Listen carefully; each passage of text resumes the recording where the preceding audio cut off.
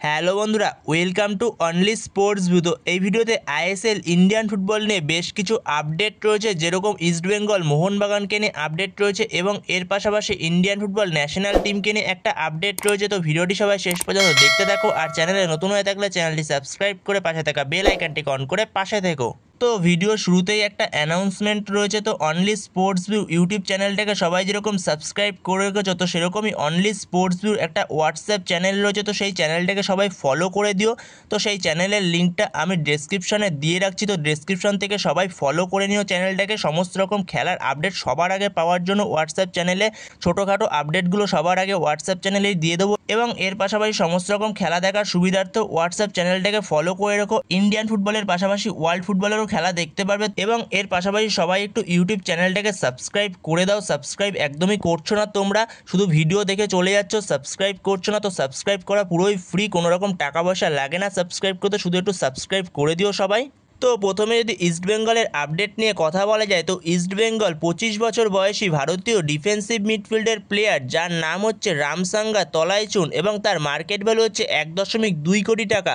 তো এই রামসাঙ্গাকে East Bengal officially deal done করে ফেলেছে এবং তার নামটাও অ্যানাউন্সমেন্ট করে দিয়েছে। তো সে এর আগের সিজনে রিয়েল কাশ্মীরের সঙ্গে যুক্ত ছিল এবং ইস্টবেঙ্গল তাকে 3 বছরের চুক্তিতে সই করা হলো, যেখানে 31শে মে 2028 সাল অবধি তার সঙ্গে ডিল ডান করেছে ইস্টবেঙ্গল। তো তোমাদের কাছে এই রামসাঙ্গার ডিলটা কেমন লাগলো অবশ্যই কমেন্টে জানিও এ বিষয়ে। তো এর পরের আপডেটটি হচ্ছে এর আগের মরশুমে খেলে যাওয়া হায়দ্রাবাদ এফসিতে 28 বছর বয়সী সাই গডার্ড, যার মার্কেট ভ্যালু হচ্ছে 2 কোটি টাকা, যে এর আগের মরশুমে হায়দ্রাবাদ এফসিতে ছিল, কিন্তু সে হায়দ্রাবাদ এফসি ছেড়েছে। তো হায়দ্রাবাদ এফসি ছেড়ে সে যুক্ত হয়েছে হংকং প্রিমিয়ার লিগের একটা ক্লাবে সে যোগ দিয়েছে। তো এই সাই গডার্ডকে আর আইএসএলে দেখা যাবে না। তো এর পরের আপডেটটি হচ্ছে 35 বছর বয়সী মরক্কোর ডিফেন্সিভ মিডফিল্ডের প্লেয়ার, যার নাম হচ্ছে মোহাম্মদ আলী বেমামার, যার মার্কেট ভ্যালু হচ্ছে 2.4 কোটি টাকা, যেখানে এই মোহাম্মদ আলী বেমামার সে ডিফেন্সিভ মিডফিল্ডের পাশাপাশি সেন্টার মিডফিল্ডার এবং রাইট মিডফিল্ডেও খেলতে পারে। তো সেখানে এই মোহাম্মদ আলী বেমামারকে থ্যাংক ইউ জানিয়ে দিয়েছে officially north east United FC.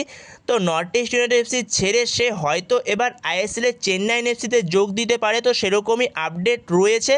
তো সেখানে চেন্নাইন এফসি তার সঙ্গে ভালো রকমই কথাবার্তা বলছে, অ্যাডভান্সটা যে কথাবার্তা চলছে মোহাম্মদ আলী বেমামারের সঙ্গে চেন্নাইন এফসি। তো চেন্নাইন এফসিতে সে সাইন করতে পারে, বাট এখনও পর্যন্ত অফিসিয়াল হয়নি সাইনিংটা। তো কথাবার্তা চলছে, যে কোনো সময় ডিল ডান হয়েও যেতে পারে। তো সেখানে দেখা যাক পরবর্তী সময় এ বিষয়ে যদি আপডেট পাই অবশ্যই তোমাদের সাথে তখন শেয়ার করে দেবো। তো এরপরের আপডেটটি হচ্ছে 35 বছর বয়সী স্প্যানিশ সেন্টার ব্যাক ওডেই ওনান্ডিয়া, তো যার মার্কেট ভ্যালু হচ্ছে 1.2 কোটি টাকা, যে বর্তমান সময়ে যুক্ত ছিল এফসি গোয়ার সঙ্গে। তো এফসি গোয়া তাকে অফিসিয়ালি থ্যাংক ইউ পোস্ট করে জানিয়ে দিয়েছে, যেখানে এই ওডেই এর আগে হায়দ্রাবাদ এফসিতেও খেলেছে ইন্ডিয়াতে, তারপরে সে এফসি গোয়াতে খেললো। এছাড়াও ওডেই তার পুরো কেরিয়ারের পুরো সময়টাই বলতে গেলে স্পেনে কাটিয়েছে। তো সেখানে দেখা যাক এরপরে ওডেই কোন ক্লাবে সাইন করে। তো পরবর্তী সময় জানতে পারলে অবশ্যই তোমাদের সাথে তখন শেয়ার করে দেবো। তো এর পরের আপডেটটা হচ্ছে 31 বছর বয়সী স্প্যানিশ সেন্টার ফরওয়ার্ডের প্লেয়ার, যার মার্কেট ভ্যালু হচ্ছে 6.4 কোটি টাকা এবং তার নাম হচ্ছে জেসুস জিমিনিস, যে এর আগের সিজনে যুক্ত ছিল কেরালা ব্লাস্টার এফসির, যেখানে সে কেরালার হয়ে আগের সিজনটা দুরন্ত খেলেছে। তো এই জেসুস জিমিনিসকেই অফিসিয়ালি থ্যাংক ইউ জানিয়ে দিয়েছে কেরালা ব্লাস্টার এফসির থেকে। তো এই জেসুস জিমিনিসকে পরের বার থেকে আর দেখা যাবে না আইএসএলে। তো এর পরের আপডেটটা হচ্ছে 29 বছর বয়সী ভারতীয় রাইট ব্যাকের প্লেয়ার, যার নাম হচ্ছে অঙ্কিত মুখার্জি এবং তার মার্কেট ভ্যালু হচ্ছে 60 লক্ষ টাকা। তো এই অঙ্কিত মুখার্জি সে যুক্ত রয়েছে বর্তমান সময় চেন্নাইন এফসির হয়ে। তো চেন্নাইন এফসির হয়ে তার সঙ্গে কন্ট্রাক্ট রয়েছে 31শে মে 2025 অবধি। তো তার সঙ্গে কন্ট্রাক্ট শেষ হয়ে গেছে চেন্নাইন এফসির।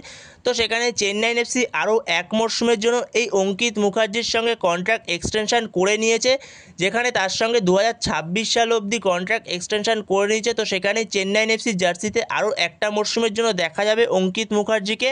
তো এরপরে যদি ইন্ডিয়ান ফুটবল ন্যাশনাল টিমকে নিয়ে কথা বলা যায়, তো ইন্ডিয়ান ফুটবল ন্যাশনাল টিমের অবস্থা দিন দিন আরও খারাপ হচ্ছে, যেখানে ইন্ডিয়ান ফুটবল একটা সময় র্যাঙ্কিংয়ে 99-এ ছিল, 99-এ ছিল। তো তারপর থেকে আস্তে আস্তে পেছনো শুরু করলো, তো পেছোতে 127-এ ছিল, যেখানে 127 থেকে এখন আরও 6 ঘর পিছিয়ে গেছে, যেখানে এখন ফিফা র্যাঙ্কিং বর্তমান সময় ইন্ডিয়ান ফুটবলের 133, যেখানে ইন্ডিয়ান ফুটবলের দিন দিন উন্নতির থেকে আরও প্রচণ্ড খারাপ দিকে যাচ্ছে।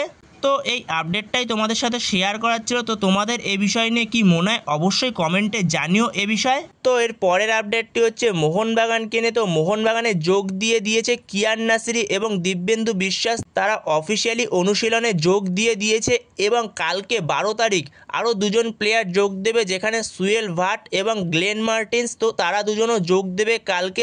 এরপরে মোহনবাগান ডুরান্ড কাপে কোন টিম খেলাবে, তো সেই বিষয়ে যদি কথা বলা যায় তো মোহনবাগান যত সম্ভব তাদের ডুরান্ড কাপে রিজার্ভ টিমই খেলাতে চলেছে, কোনো রকম বিদেশি খেলবে না মোহনবাগানের ডুরান্ড কাপে, যেখানে মোহনবাগানের বিদেশিরা একবারে এসিএলে খেলবে এবং আইএসএলে খেলবে। তো সেখানে দেখা যাক, এখনও আইএসএল এর ভবিষ্যৎ অনিশ্চিত। আইএসএল এর যতক্ষণ না পর্যন্ত রায় আসছে ততক্ষণ পর্যন্ত কোনোভাবেই সঠিকভাবে বলা যাচ্ছে না আইএসএল আদৌ হবে কি না। তো সেখানে আইএসএল এবং এসিএলেই খেলবে মোহনবাগানের বিদেশিরা, তখনই আসবে মোহনবাগানের বিদেশিরা। তো যতদূর আপডেট পাওয়া যাচ্ছে মোহনবাগান ডুরান্ড কাপে যত সম্ভব রিজার্ভ টিমই খেলাতে চলেছে, হয়তো কিছু সিনিয়র টিমের প্লেয়ার যোগ দিলেও দিতে পারে পরবর্তী সময়। তো এখনও পর্যন্ত এই ব্যাপারে অফিসিয়াল কোনো আপডেট নেই, তো পরবর্তী সময় জানতে পারলে অবশ্যই তোমাদের সাথে তখন শেয়ার করে দেবো। তো বন্ধুরা এই ভিডিওতে এই পর্যন্তই। তো এই ভিডিওতে এই আপডেটগুলো নিয়ে আলোচনা করা ছিল। তো ভিডিওটি ভালো লাগলে অবশ্যই লাইক শেয়ার সাবস্ক্রাইব করতে ভুলো না। তো নেক্সট ভিডিওতে দেখা হচ্ছে, ততক্ষণের জন্য বাই বাই।